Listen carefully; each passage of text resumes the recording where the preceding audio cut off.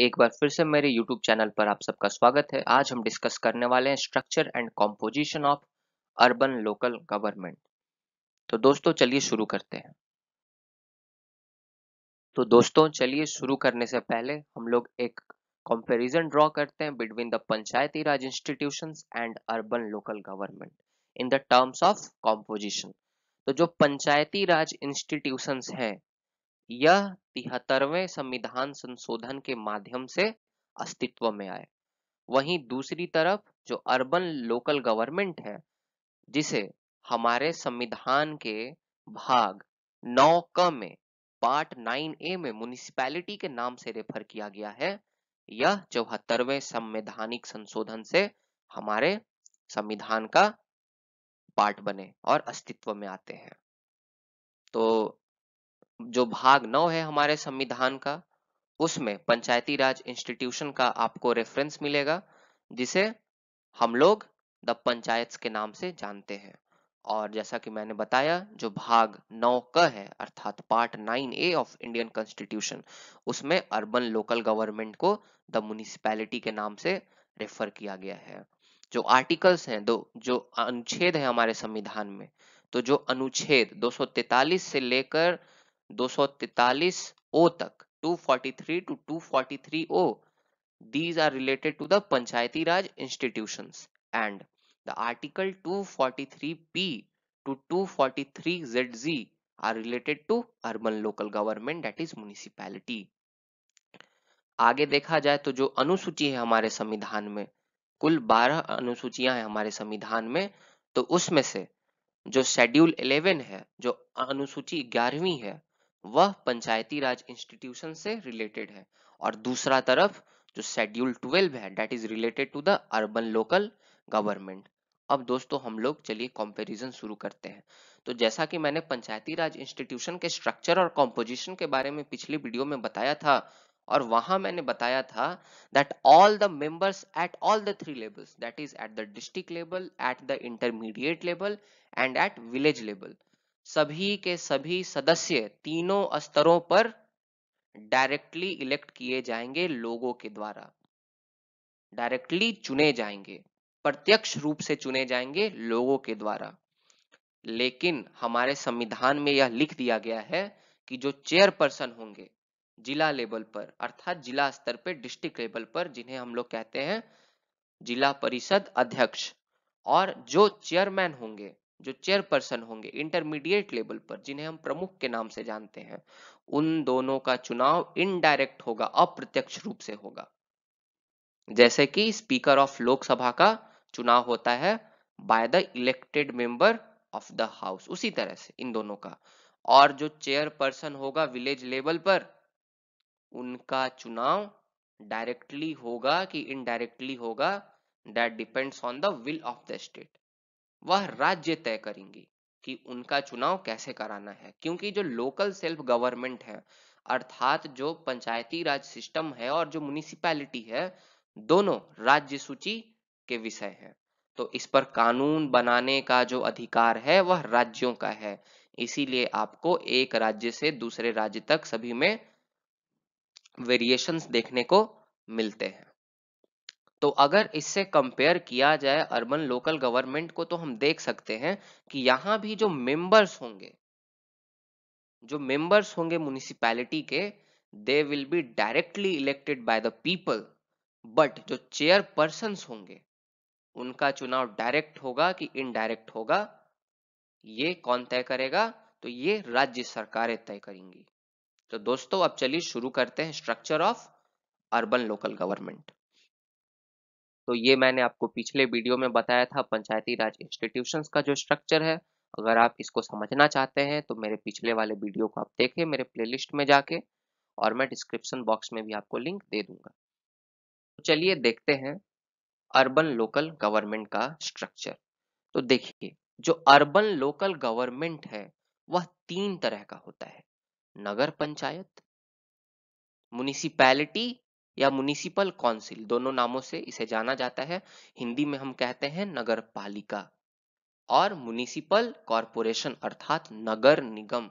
तो दोस्तों जो अर्बन लोकल गवर्नमेंट है वह 3 तरह के हैं। कई जो स्टूडेंट्स हैं वह तर्क देंगे कि सर लक्ष्मीकांत में तो 8 तरह के अर्बन लोकल गवर्नमेंट बताए गए हैं। हाँ भाई, बताए गए हैं, बहुत सारे और भी तरह के अर्बन लोकल गवर्नमेंट्स होते हैं, जैसे में टाउनशिप होता है, पोर्ट ट्रस्ट होता है, स्पेशल पर्पस एजेंसी होता है, टाउन एरिया कमिटी होता है, नोटिफाइड एरिया कमिटी होता है, होते हैं ये सब भी। बट ये सब 74वें संवैधानिक संशोधन के माध्यम से नहीं आए, ये सब और किसी एक्ट के माध्यम से होते होंगे। हम आज सिर्फ फोकस कर रहे हैं अर्बन लोकल गवर्नमेंट पे, जो कि 74वें संवैधानिक संशोधन से 1992-93 के समय में आया है। तो वह सिर्फ 3 ही तरह के हैं, नगर पंचायत, नगर पालिका और नगर निगम।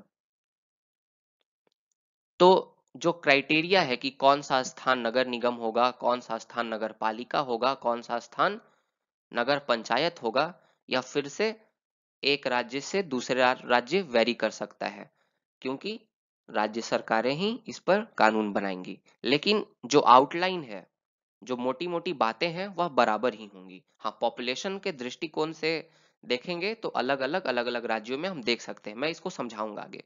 तो जो नगर पंचायत है, नगर पंचायत उन क्षेत्रों में पाया जाता है, उन क्षेत्रों में मिलता है जो क्षेत्र ना ही पूरी तरह से शहर बने हैं, ना ही पूरे तरह से गांव है।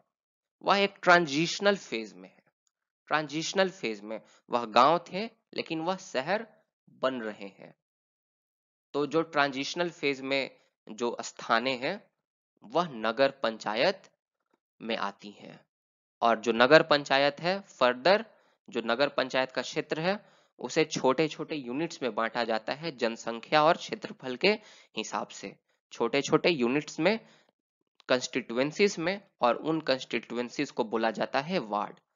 तो दोस्तों, एक नगर पंचायत में बहुत सारे वार्ड हो सकते हैं, that depends upon the population and the area of that nagar panchayat. तो वार्ड नंबर 1, 2, 3, 4 करके ऐसे वार्ड इन तक हो सकते हैं। और जो इन वार्ड के सदस्य होंगे, जो इन वार्ड्स को रिप्रेजेंट करेंगे, उन्हें हम कहते हैं वार्ड मेंबर्स। और ये जो वार्ड मेंबर्स हैं, जैसा कि मैंने आपको पहले बताया, they will be directly elected by the people. These all will be directly elected by the people. और जो नगर पंचायत का जो चेयरपर्सन होगा उसको चेयरमैन, और वाइस चेयरमैन, जो वाइस चेयरपर्सन होगा उसे हम कहते हैं। तो जो नगर पंचायत में क्या होते हैं, तो अध्यक्ष आपको देखने को मिलेंगे और उपाध्यक्ष देखने को मिलेंगे।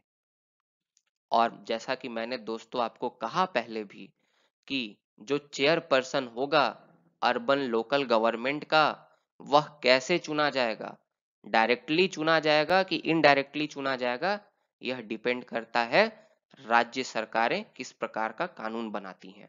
बहुत राज्यों में ऐसा है कि ये जो वार्ड मेंबर्स हैं, ये जो भी वार्ड मेंबर हैं 10-15, ये आपस में ही इनडायरेक्टली चुनाव करते हैं और चेयरपर्सन और वाइस चेयरपर्सन अपने आप में चुन लेते हैं, चेयरमैन और वाइस चेयरमैन, अध्यक्ष और उपाध्यक्ष।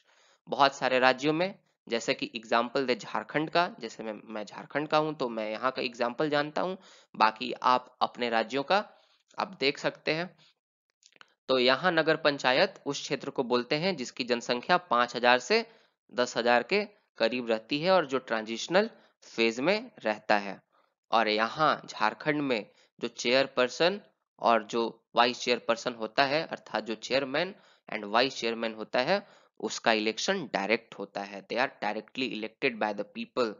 ये वार्ड सदस्य आपस में मिलकर उसे नहीं चुनते, उनका भी चुनाव डायरेक्ट होता है और वार्ड मेंबर का भी चुनाव डायरेक्ट होता है। और वार्ड मेंबर्स को कहीं कहीं वार्ड काउंसिलर्स के नाम से भी जाना जाता है और किसी किसी राज्यों में वार्ड कमिश्नर के नाम से भी जाना जाता है। तो दोस्तों, जो म्युनिसिपैलिटी है, जो म्युनिसिपल काउंसिल है, दोनों एक ही चीज है। ये भी एकदम हूबहू नगर पंचायत की तरह ही है, और जो म्युनिसिपल कॉरपोरेशन है वो भी हूबहू नगर पंचायत के तरह ही होगा। अंतर हम समझने का कोशिश करते हैं। तो नगर पंचायत के बारे में हमने भी जाना, अब हम जानते हैं म्युनिसिपल काउंसिल के बारे में।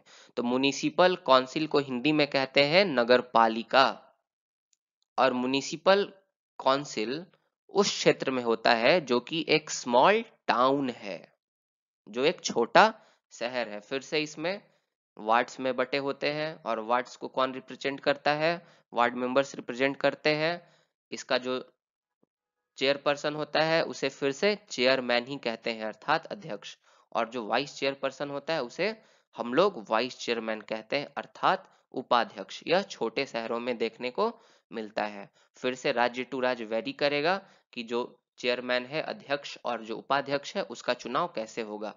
जो प्रत्यक्ष तौर पर जनता चुनेगी, या फिर ये जो वार्ड्स मेंबर चुन कर आए हैं ये आपस में ही अपने आप में से किसी एक को अध्यक्ष और दूसरे को उपाध्यक्ष बना दें। तो यह राज्य टू राज्य वेरी करता है। आप कमेंट बॉक्स में लिखकर बताएं कि आपके राज्य में क्या प्रोसेस है। मैं झारखंड का बता रहा हूं।